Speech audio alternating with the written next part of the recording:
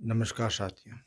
आज हम देखेंगे कि जो हमारा ट्रेड डीजल मैकेनिक है उसके अंदर जो प्रैक्टिकल होते हैं उसको किस प्रकार से हम हमारे नोटबुक में लिखेंगे और उसके साथ ही कौन-कौन से मेन जो पॉइंट हैं उन्हें किस क्रम में लिखेंगे, इनका ध्यान रखते हुए प्रैक्टिकल फाइल में कैसे उतारना है वो हम देखेंगे। तो आप देख पा रहे होंगे सबसे ऊपर आपको प्रैक्टिकल फाइल में क्या करना है, यहाँ लिखना है प्रायोगिक संख्या जो भी आपका प्रैक्टिकल है उसका जो क्रमांक है वो लिखना है। जैसे नंबर 1 है, नंबर 2 है, जो भी है। इस साइड आपकी तारीख आएगी। उसके बाद जो इम्पोर्टेंट हैं वो आपका है उद्देश्य, कि हमें कौन सा प्रैक्टिकल दिया गया है, तो वो है हमारा इस उद्देश्य के अंदर हम नोट आउट करेंगे।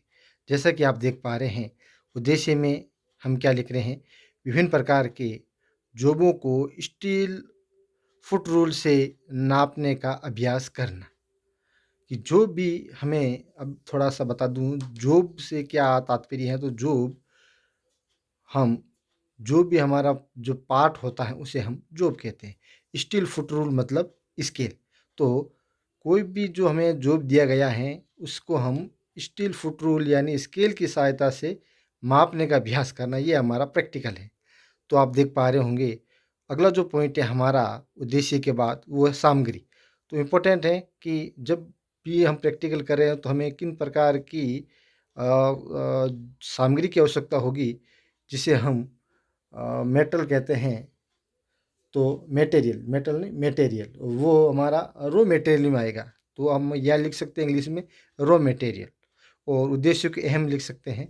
तो रॉ मटेरियल या सामग्री के अंदर हमें किन किन की आवश्यकता होगी, तो वो आप देख पा रहे हैं बोर्ड के ऊपर कॉटन वेस्ट या साफ कपड़ा।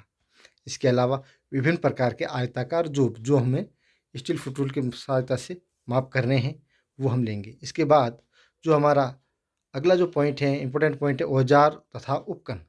ठीक है, तो इसके अंदर हम क्या आएंगे, हमारा स्टील फुट रूल जिसे हम स्केल भी कहते हैं वो हम लेंगे। इसके बाद अगला पॉइंट है वो है हमारी कार्यविधि। तो कार्यविधि का मतलब ये रहा कि आपका प्रोसेस क्या है, आप जो प्रैक्टिकल कर रहे हो उसे उतारने का, उससे प्रैक्टिकल को करने का प्रोसेस किया। सबसे पहले आपने क्या किया था, 3 नंबर एक पॉइंट लगाएं और उसमें लिखा है स्टील फुट रूल को अंशांकन वाली सतह के सामने रखते हुए जॉब पर रखेंगे।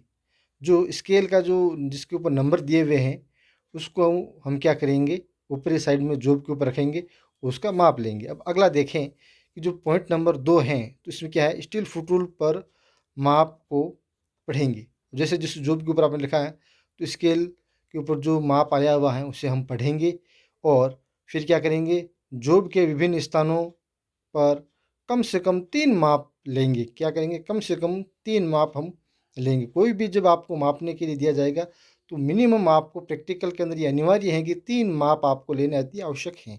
इसके बाद जो माप दिया गया है उसे हम क्या करेंगे, रिकॉर्ड के लिए नोट आउट कर लेंगे, लिख लेंगे। और उसके बाद जो अगला पॉइंट है वो है हमारा सावधानी, कि हमें जो प्रैक्टिकल करें उसमें हमें सावधानी क्या क्या रखनी है। तो सबसे पहले आप देख पा रहे होंगे बोर्ड के ऊपर, माप लेने से पहले जॉब को अच्छी तरह से साफ कर लेना चाहिए। जो भी आपका जॉब है उससे हम क्या करेंगे, नाप लेने से पहले उसके ऊपर जो ऑयल है, उसके ऊपर जो डस्टिंग है वो हटा देंगे, ताकि क्या हो, हमारा जो मापने का औजार है वो ख़राब नहीं हो। ठीक है, उसके ऊपर जो अंशांकन है वो ख़राब नहीं हो। आगे हम देख पा रहे हैं कि स्टील फुट रूल पर अंशांकन साफ पढ़ने में आना चाहिए। ये सावधानी है कि आपको क्या करना चाहिए, कि जो भी स्केल हैं, उसके जो ऊपर जो नंबर लिखे हुए हैं वो साफ-साफ दिखने चाहिए। ऐसे नहीं आप खराब स्केल ले लो फिर आपका माप क्या है, गड़बड़ा जाए। और आप चाहे तो एक अगला पॉइंट लिख भी सकते हैं कि स्केल जो फुट रूल है वो टेढ़ी-मेढ़ी या खराब नहीं हो, ठीक है ना? तो खराब नहीं होना कहीं न कहीं साफ के अंदर आ गया आपका। और अगला जो पॉइंट है वो है परिणाम, कि इसको प्रैक्टिकल करने के बाद परिणाम क्या निकला, तो परिणाम ये है कि परिणाम देख पा रहे होंगे नो, रिजल्ट, फाइनल रिजल्ट ये रहा कि आज हमने स्टील फुट रूल की सहायता से विभिन्न प्रकार के जोबों को मापने का अभ्यास किया। तो ये इस प्रकार से आपको लिखना है और ये जो है ये आपको ध्यान रखना है। जो प्रैक्टिकल फाइल के अंदर जो लाइनिंग होती है उसमें लिखना होगा। अगर इसमें कहीं कोई चित्र हैं तो वो आपको जो ब्लैंक पेज है, जो खाली है, उसके ऊपर आपको चित्र बनाना है। तो इस प्रकार से ये आपका प्रैक्टिकल रहेगा। आप देख पा रहे होंगे एक बार फिर, ये मेन पॉइंट आपको कौन-कौन से लिखने उनका ध्यान रखना, उसका क्रम याद रखना। सबसे पहले उद्देश्य आएगा, फिर आएगा सामग्री, ठीक है? उसके बाद आएगा औजार तथा उपकरण, कार्यविधि और सावधानियाँ, और जो लास्ट है वो है आपका परिणाम। तो इस प्रकार से आप ये प्रैक्टिकल नोट आउट कर सकते हो। अगर वीडियो अच्छा लगा तो लाइक, चैनल शेयर, सब्सक्राइब ज़रूर करें। धन्यवाद।